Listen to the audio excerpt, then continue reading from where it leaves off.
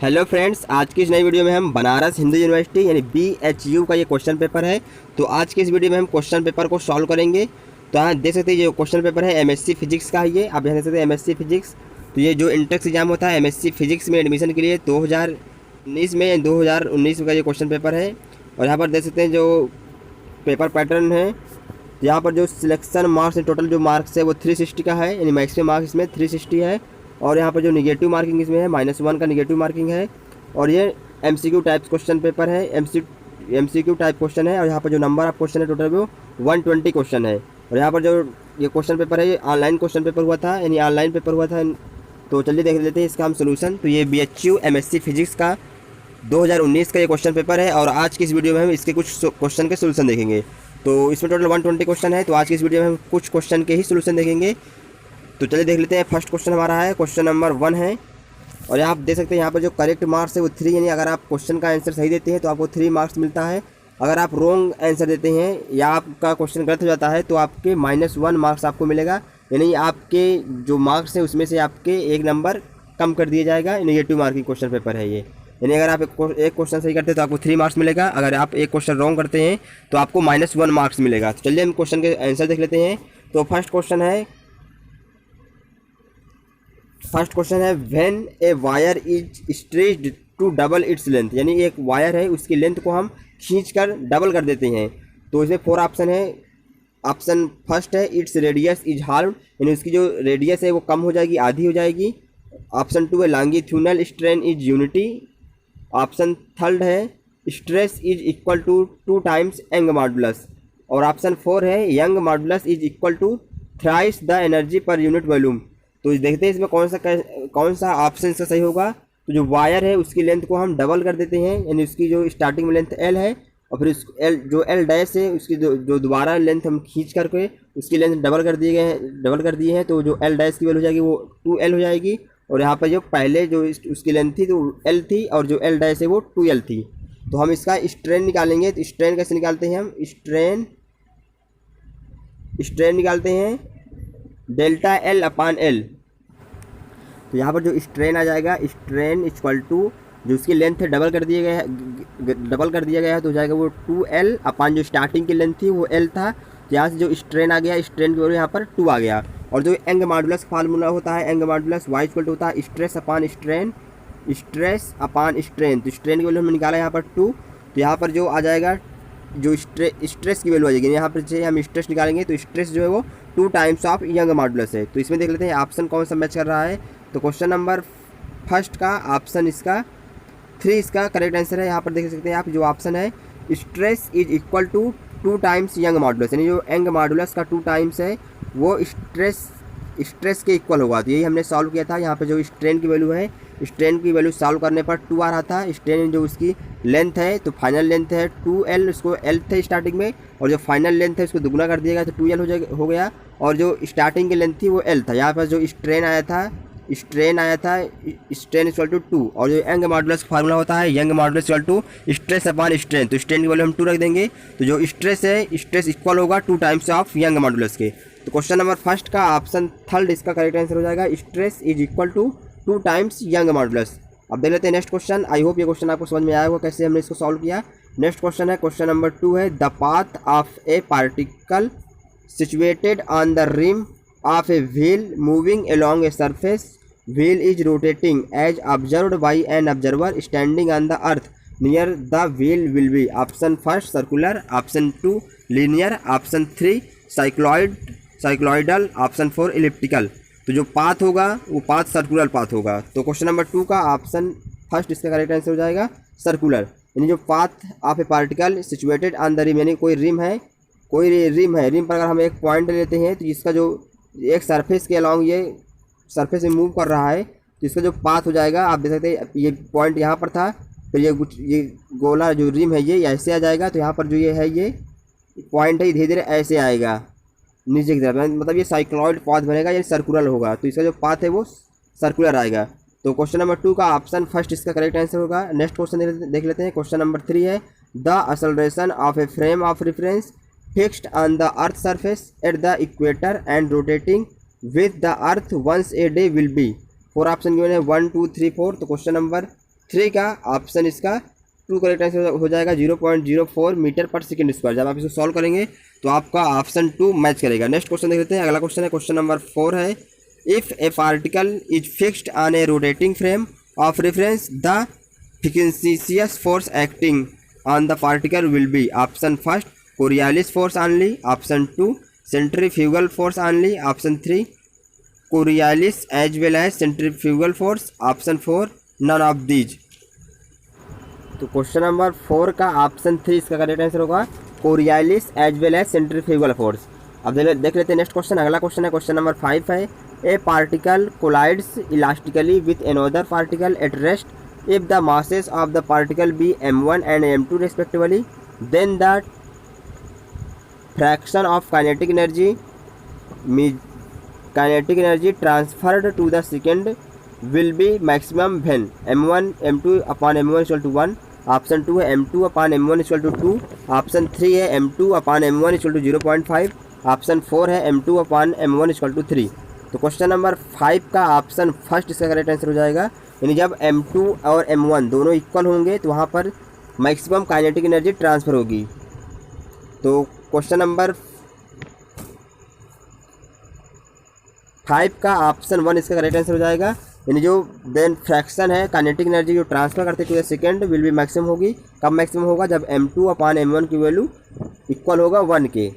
तो question number 5 का option first इसका करेक्ट आंसर है। अब देख लेते हैं नेक्स्ट क्वेश्चन। क्वेश्चन नंबर 6 है, if the volume of a cube of side L0 is L0 cube as observed by an observer at rest relative to it the volume as observed from a reference frame moving with uniform velocity 0.8 c in a direction parallel to an edge of the cube will be, यानी कोई volume है, ये कोई volume है और इसका जो side है वो L0 है, क्यूब की साइड L0 है, उसका जो वॉल्यूम है वो L0 की पावर 3 है, और जो ऑब्जर्वर चल रहा है मूविंग चल रहा है 0.8 c से, और वो चल रहा है पैरेलल, यानी जो इर्द है इर्द के पैरेलल चल रहा है ऑब्जर्वर। तो पूछा गया तब वॉल्यूम क्या होगा? ऑप्शन फर्स्ट है L0 की पावर 3, ऑप्शन 2 है 0.6 L0 की पावर 3, ऑप्शन 3 है 0.216 L0 की पावर 3, ऑप्शन 4 है 0.512 L0 की पावर 3। चलिए हम देख लेते हैं इसको हम कैसे सॉल्व करेंगे। तो इसको हम लेंथ कॉन्ट्रैक्शन सॉल्व करेंगे।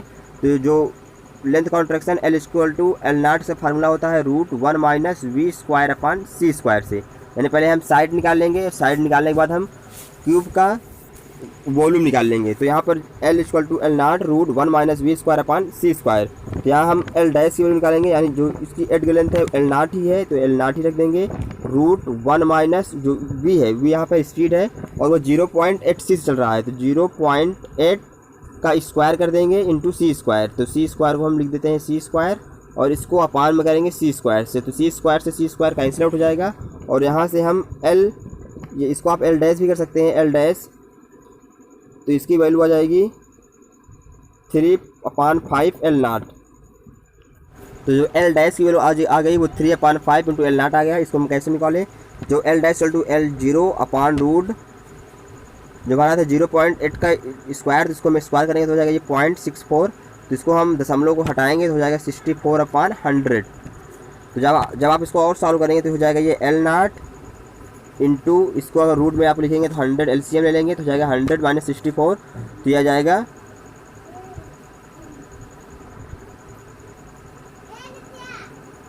36 आ जाएगा।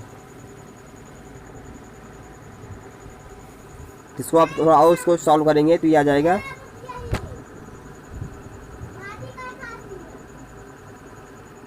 4 से डिवाइड करेंगे तो हो जाएगा ये 9/25। इसको आप और सॉल्व करेंगे तो हो जाएगा ये 3/5 इंटू L0। तो ऑब्जर्वर 0.8 c वेलोसिटी से मूव कर रहा है, तो उसका जो साइड हो जाएगा L डैश, उसको जो प्रतीत होगा साइड वो L डैश इक्वल टू उसको 3/5 इंटू L0 दिखेगा। तो हम इसको वॉल्यूम निकालेंगे, तो volume V equal to L dash की पावर हम 3 कर देंगे, तो ये आ जाएगा, आप इसको 3 करेंगे तो ये आ जाएगा 3 का क्यूब करेंगे तो हो जाएगा ये 27/5 का क्यूब करेंगे तो हो जाएगा ये 125 इंटू L0। तो ये वॉल्यूम आ गया V डैश, यानी ऑब्जर्वर 0.8 c वेलोसिटी से मूव कर रहा है, तो इसका जो वॉल्यूम होगा V dash equal to 27/125 into L0। तो इसको डिवाइड कर देंगे तो यह आ जाएगा 0.216 एल नाट की पावर 3। यहाँ पर भी क्यूब आएगा क्योंकि हमने 3/5 इंटू एल नाट का क्यूब किया है। तो 3 का क्यूब 27 और 5 का क्यूब करेंगे तो आ जाएगा 125 और एल नाट का भी क्यूब करेंगे तो एल नाट क्यूब। तो देख लेते हैं इसका जो ऑप्शन मैच कर रहा है। आप देख सकते हैं ऑप्शन थर्ड इसका करेक्ट आंसर होगा 0.216 एल नाट की पावर 3। तो ऑब्जर्वर को जो उसका वॉल्यूम दिखेगा वी डैश वो 0.216 इंटू एल नाट की पावर 3 दिखेगा। अब देख लेते हैं नेक्स्ट क्वेश्चन। क्वेश्चन नंबर 7 है a clock keeps correct times with what speed should it be moved relative to an observer so that it may seem to lose 20 second in 100 second.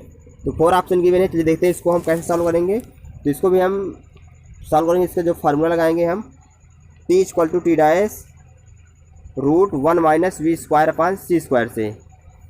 तो इसी formula में value put करके इसका answer निकाल लेंगे। तो चलिए हम फार्मूला में वैल्यू पुट कर लेते हैं। तो हो जाएगा ये 20 = 100 √1 - v² अपान c²। तो यहाँ से हम 0 0 कैंसिल आउट कर देंगे और 2 को हम 10 से डिवाइड करेंगे तो हो जाएगा ये 5। तो इसको थोड़ा सा और सॉल्व कर लेते हैं। तो ये यहाँ से हमारा बन जाएगा √1 - v² upon c² equal to ये आ जाएगा 1/5। तो इसको हम दोनों तरफ स्क्वायर कर देंगे तो हो जाएगा 1 - v² upon c² equal to 1/25। चलिए इसको थोड़ा हम और सॉल्व कर लेते हैं। तो यहाँ से हो जाएगा v² अपान c² की जो वैल्यू आ जाएगी वो हो जाएगा 1 - 1/25। यहाँ से 25 हम एलसीएम ले लेंगे और 25 - 1 आ जाएगा ये 24। और यहाँ से हम v² निकालेंगे तो v² आ जाएगा 24/25 इंटू यहाँ पर c² आ जाएगा। c² की वैल्यू की वैल्यू होती है 3 × 10 की पावर 8।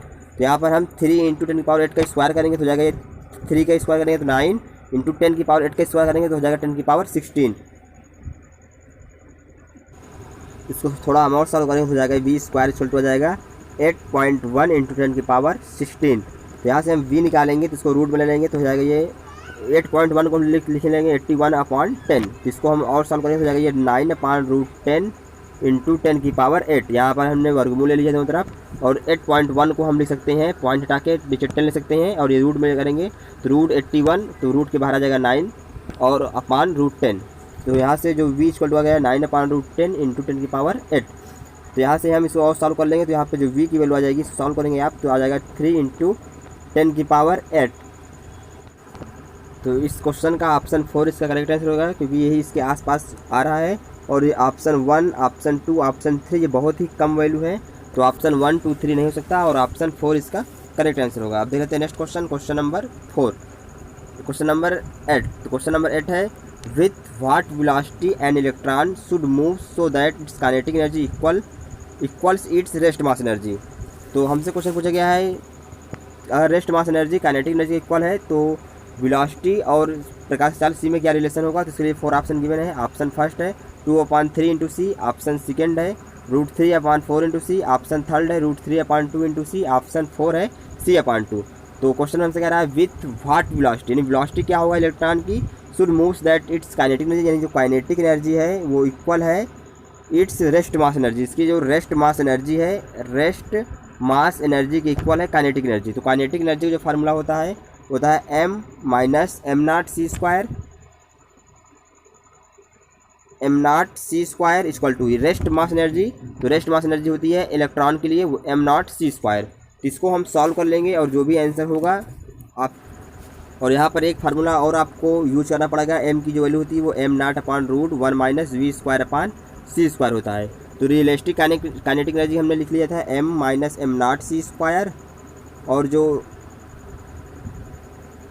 रेस्ट मास एनर्जी है उसको हम लिखे थे m0 c²।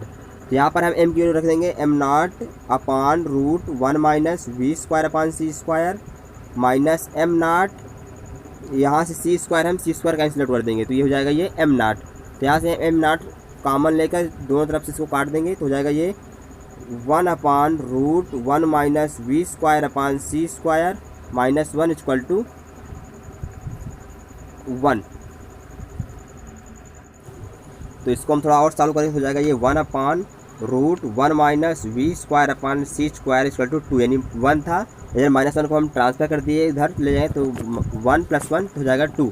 तो इसको थोड़ा हम और सॉल्व कर लेते हैं। तो v square upon c square की जो वैल्यू आ जाएगी यहाँ से आप सॉल्व करेंगे, ये हो जाएगा 1 - 1/4, यानी आप इसको 3 गुणा करने पर इसका होल स्क्वायर कर देंगे, दोनों तरफ वर्ग ले लेंगे। तो v square upon c square को वैल्यू आ जाएगी 1 - 1/4। तो आप यहाँ से 4 एलसीएम में लेंगे तो 4 - 1 तो हो जाएगा 3। तो यहाँ से आप वी स्क्वायर की जो वैल्यू आ जाएगी, वी स्क्वायर इक्वल टू हो जाएगा 3/4 इंटू सी स्क्वायर। तो यहाँ हम वर्गमूल ले लेंगे दोनों तरफ, हो जाएगा वी की वैल्यू जो यहाँ से आ जाएगी वो √3/2 इंटू सी आ जाएगा। तो क्वेश्चन से पूछा गया था व्हाट वेलोसिटी, तो वेलोसिटी पूछा था हमसे इलेक्ट्रॉन के लिए। तो इसका जो ऑप्शन मैच कर रहा है, आप देख सकते हैं ऑप्शन थर्ड इसका मैच कर रहा है, √3/2 इंटू सी, यानी जो वी की वैल्यू है वो √3/2 इंटू सी आया है। तो ऐसे हम क्वेश्चन सॉल्व करते हैं। अगर आपसे पूछ लेता kinetic energy equals rest mass energy, अगर आपसे पूछा kinetic energy twice of rest mass energy, तो आप ट्वाइस करके सारा कुछ वैसे ही करना। अगर आपसे ट्वाइस पूछता है, थ्राइस पूछता है, हाफ पूछता है, तो आप इसी फार्मूले में रख कर काइनेटिक एनर्जी फार्मूला रख देंगे और रेस्ट मास एनर्जी का, और आप इसको सॉल्व कर लेंगे। इससे बहुत सारे क्वेश्चन बनते हैं एग्जाम में। देख लेते हैं नेक्स्ट क्वेश्चन। अगला क्वेश्चन है क्वेश्चन नंबर 9 है, which of the following values of Poisson ratio can not be possible, यानी पॉइजन रेशियो की जो वैल्यू है कौन सा इसमें पॉसिबल नहीं है। ऑप्शन फर्स्ट है 0.3, ऑप्शन 2 है -1.5, ऑप्शन 3 है -0.8, ऑप्शन 4 है 0.4।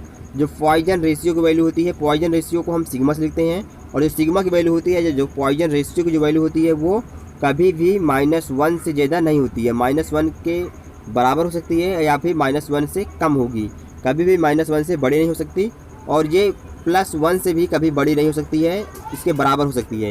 ये जो पॉइजन रेशियो की जो वैल्यू है वो -1 से 1 के बीच में पाई जाती है। तो क्वेश्चन हमसे कह रहा था which of the following values of Poisson ratio can not be possible, तो इसमें से कौन सा पॉसिबल नहीं है।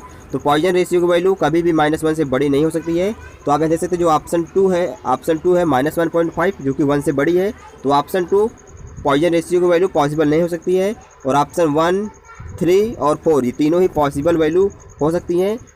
तो आप यहाँ से पता कर पाएँ कि पॉइजन रेशियो की जो वैल्यू है -1 से 1 के बीच में होती है। तो क्वेश्चन नंबर 9 का ऑप्शन बी इसका करेक्ट आंसर होगा। तो ये बहुत ही सिंपल सा क्वेश्चन आया था, पॉइजन रेशियो की वैल्यू कौन सा पॉसिबल नहीं है। कभी आपसे बहुत सारे क्वेश्चन बना सकते हैं, जैसे आपसे अगर तीनों की वैल्यू -1 से बड़ी दे दे और एक वैल्यू -1 से कम दे दे, तो वही ऑप्शन इसका सही होगा। अगर आप समझेगा यानी पॉइजन रेशियो की वैल्यू कौन रिप्रेजेंट कर रहा है, तो ऐसे क्वेश्चन बनते हैं एग्जाम में। तो सिर्फ आपको यही याद रखना है कि जो पॉइजन रेशियो की वैल्यू है वो -1 से और 1 के बीच में पाई जाती है।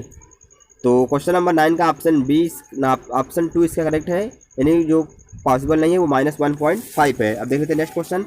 अगला क्वेश्चन है क्वेश्चन नंबर 10 है, if 2 cylinders, one hollow and other solid of same length, mass and material are given, then to twist the cylinder through the same angle. तो 4 ऑप्शन गिवन इसके लिए 1 2 3 4। तो क्वेश्चन नंबर 10 का option first इसका correct answer होगा। जब आप इसको सॉल्व करेंगे तो आपको ऑप्शन 1 इसका करेक्ट आंसर मिलेगा। तो आई होप ये वीडियो आपको अच्छा लगा हो। तो इस वीडियो में हमने क्वेश्चन नंबर 1 से लेकर 10 तक डिस्कस किए हैं। इसके नेक्स्ट पार्ट में या इसके नेक्स्ट वीडियो में हम इसके आगे क्वेश्चन कवर कराएंगे। अगर आप भी इसके आगे के क्वेश्चन का वेट कर रहे हैं या आप इसके आगे क्वेश्चन सोल्यूशन चाहते हैं, तो आप कमेंट करके प्लीज़ जरूर बताइएगा कि आप इसका सोल्यूशन चाहते हैं या नहीं चाहते हैं।